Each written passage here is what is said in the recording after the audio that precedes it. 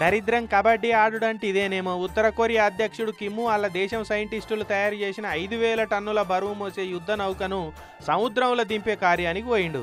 Ribbon కత్తిరించి నౌక అంతా కలెదిరిగి చూసిండు. ఇక దూరం పోయి నౌకను నీళ్ళలోకి దింపుతుంటే చూద్దాం అనుకున్నాడు. కానీ ఏడ గడబిడైందో ఏం పాడో నౌక ర్యాంపు నుంచి సర్రున సబ్బు జారినట్టు జారింది. కిందనేమో ఫ్లాట్ కార్ ఉంటది కదా, అది కదలకుండా కూలబడ్డది. ఖాతామిగా కిమ్ము కాక యమకింకరుడు అయిపోయిండు.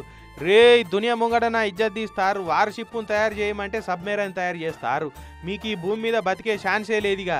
ఈ వార్షిప్ మునిగినట్టే మీ తలకాయలు కూడా నీళ్ళల్లో మునుగుతాయి. మర్యాదగా వచ్చే నెల జూన్లో మా పార్టీ మీటింగ్ ఉన్నది. అప్పట్లోగా దీన్ని రిపేర్ చేసి నీళ్ళల్లో దింపలేదనుకో, ఆ తర్వాత మీకేం దింపుతానో నాకే తెలియదని సీరియస్గా వార్నింగ్ ఇచ్చిండా కిమ్ కాక. ఇక పోర్ట్ ఆఫీసర్ల మీద, షిప్ తయారు చేసిన సైంటిస్టుల మీద, మిలిటరీల మీద అందరి మీద కేసులు పెట్టిండు.